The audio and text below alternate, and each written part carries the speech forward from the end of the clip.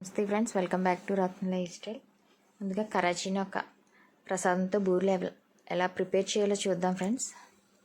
Stove మీద బాణీ పెట్టుకుని 2 స్పూన్లు నెయ్యి వేసుకుని 2 స్పూన్లు జీడిపప్పు 2 స్పూన్లు కిస్మిస్ వేసుకుని దోరగా వేయించుకోవాలి. మంటను మీడియం ఫ్లేమ్లో పెట్టుకుని దోరగా వేయించుకోవాలి. వేగిన తర్వాత కొన్ని తీసేసుకుని పక్కన పెట్టుకుందాం, పైన డెకరేట్ చేసుకునేందుకు ప్రసాదానికి. కొన్ని దాంట్లోనే వదిలేసుకుని కరాచీని ఒక దాంట్లో వేసుకుని వేయించుకోవాలన్నమాట. పచ్చివాసన పోయేదాకా కొంచెం ఒక 10 నిమిషాలు వేయించేసుకుని అరకప్పు కరాచీని ఒక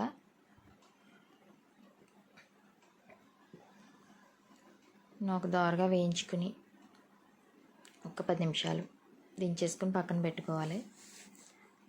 అరకప్పు నూక వేసాం కనుక 2 కప్పులు వాటర్ పోసుకోవాలన్నమాట ఉడకనందుకి.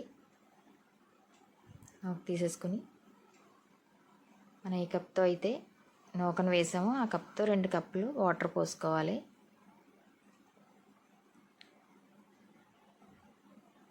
రెండు కప్పులు వాటర్ పోసేసుకుని దీంట్లో కొంచెం లైట్గా ఎల్లో కలర్ వేసాను, ఫుడ్ కలరు.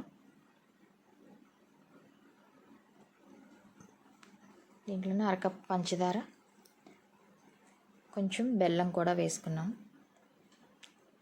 నీళ్ళు వేసేసుకుని ఫుడ్ కలర్ వేసిన తర్వాత బెల్లం పంచదార కూడా దాంట్లో వేసేసుకుని ఇవి కరిగిపోయి కొంచెం ఒక మరిగేదాకా ఒక పొంగు వచ్చిన తర్వాత కరిగిపోయిన తర్వాత అప్పుడు కరాచీని ఒక దాంట్లో వేసేసుకుని తిప్పేసుకోవాలన్నమాట. ప్రసాదానికి కరిగితే చాలు, పాకమది రావక్కర్లేదు. నూక వేసేసుకుని ప్రసాదం రెడీ చేసేసుకోవడమే ఫ్రెండ్స్. ఒక స్పూన్ నెయ్యి కూడా వేసుకుని కలుపుకుంటే బాగుంటుంది. ఎంతో సింపుల్గా టేస్టీగా ఎలా చేసుకోవచ్చు ఫ్రెండ్స్. 5వ రోజు ప్రసాదం కింద దీంట్లో 2 రకాలు వచ్చేస్తున్నాయి. కరాచీని ఒక ప్రసాదం ఒకటి, కరాచీని ఒక బూరెలు ఒకటి. మనం ఏది సులువుగా అంటే అది చేసుకుని అమ్మవారికి నివేదన చేసుకోవచ్చు. ఇదే పెట్టాలని రూల్ ఏమీ లేదు కదా, ఎవరి శక్తి కొలదే వాళ్ళు పెట్టుకోవచ్చు అనమాట. మనం చేసే భక్తి మాత్రమే ముఖ్యం. అమ్మవారిని ఎంత భక్తితో మనం పూజిస్తున్నామో అది మాత్రమే చూస్తారు అమ్మవారు.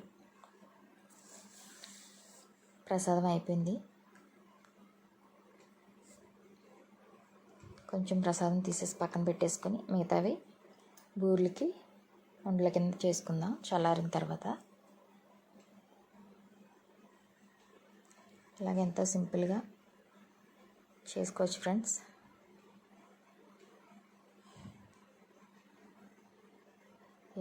ఈ నవరాత్రుల్లో మీరు ఏమేమి ప్రసాదాలు పెట్టినా మాకు కూడా కామెంట్ చేయండి.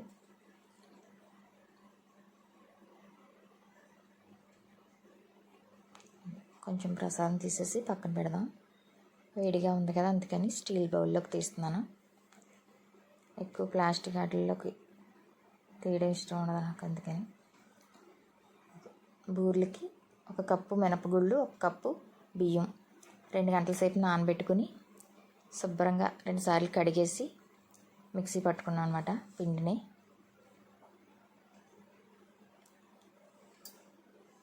శుభ్రంగా కడిగేసి మిక్సీ పట్టేసుకుని పిండిలో టేస్ట్ తగ్గ సాల్ట్ వేసేసుకుని పిండిలో కలిపేసుకుని నీళ్ళు వాడదే వేసేసుకోవాలి, లేకపోతే పిండి కొంచెం పలచన వచ్చేస్తుంది. మనం మిక్సీలో పట్టుకున్న పిండి ఏమి గట్టిగా ఉండదన్నమాట, బాగానే ఉంటుంది. కొంచెం ప్రసాదం ఉండలు చేసుకుంటున్నాం అనమాట. మిక్సీ పట్టేసుకుని దాంట్లో పిండి సాల్ట్ వేసుకుని టేస్ట్ తగ్గ సాల్ట్ వేసి కలిపేసి పక్కన పెట్టుకున్నాం. మినప్పిండి మనకు కావాల్సిన సైజులో ఉండలు చేసుకుని స్టవ్ మీద డీప్ ఫ్రైకి సరిపడ్డ ఆయిల్ పెట్టుకుని, ఆయిల్ ఎక్కువ పెట్టుకోకర్లేదు, కొంచెం కొంచెం వేసుకుని కూడా చేసుకోవచ్చు ఫ్రెండ్స్. ఎక్కువ కాగిపోయిన నూనె ఎక్కువ సార్లు వాడకూడదు కనుక మనం మిక్సీ పట్టుకున్న పిండిని ఒక పావు గంట సేపు వదిలేసుకుంటే కొంచెం నాని ఉంటుందన్నమాట. ఇంకా టేస్ట్ తగ్గ సాల్ట్ వేసేసుకుని ఒకసారి కలిపేసుకుని బూరెలు వేసేసుకోవడమే. ఆల్రెడీ కాయ వేసాను.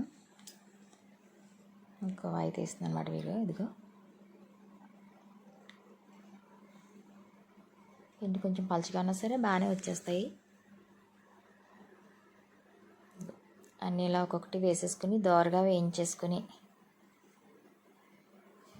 దించేసుకుని అమ్మవారికి నివేదన చేసుకోవడమే ఫ్రెండ్స్. ఎంతో సింపుల్గా టేస్టీగా ఇలా చేసుకోవచ్చు ఫ్రెండ్స్. మీరు కూడా ట్రై చేయండి. కరాచీనోక ప్రసాదం బూర్లు ప్రసాదం కూడానే 2 రకాలుగా కూడా మీరు నివేదన చేసుకోవచ్చు. ఎంతో సింపుల్గా టేస్టీగా మీరు కూడా ట్రై చేసి మీకు ఎలా మాకు కామెంట్